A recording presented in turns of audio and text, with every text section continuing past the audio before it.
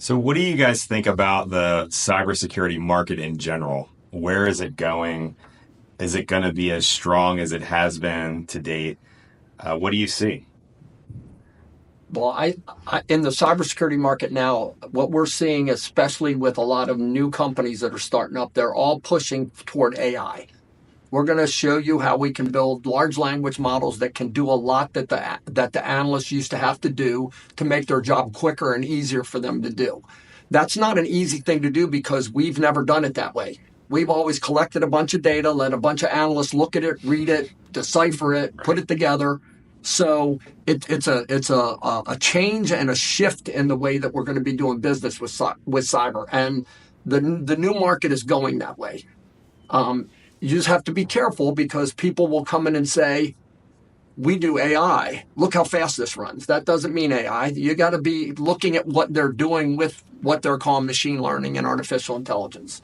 And that's one of the things that we're tackling here now is how to look at these cyber products with AI and ML and assess how they could be used by our government partners.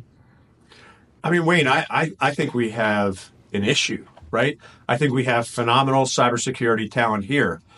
But if you think about our adversaries, right? Think about China and the amount of people that they have versus the amount of people we have. We probably have hundreds of people focused in one area of cybersecurity. They have 50,000 people focused on cybersecurity.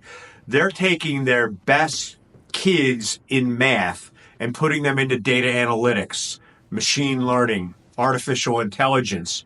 And they're starting, they're picking these kids out when they're very young, in elementary school here. We're not even thinking about that, right?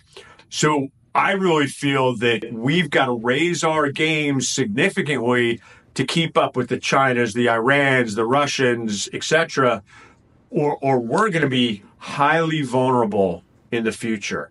And at the end of the day, the four of us up here and this entire organization are focused on mission and protecting this country.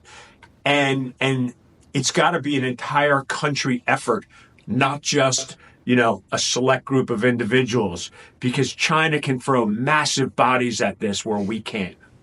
And think of this, Wayne, Greg hit it perfectly. How many people do we send to China to go to college? We don't. How many people does China send here to go to college? 250,000 or more even probably. How many people do we send to other countries? We don't. They all send their people here to get educated.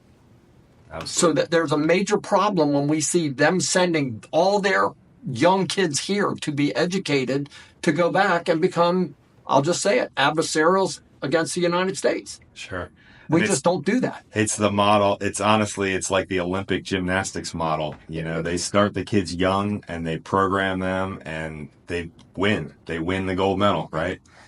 And we struggle a lot of times in the Olympics. So it's the same thing. It's just education. It's completely a different field, but It's the same thing.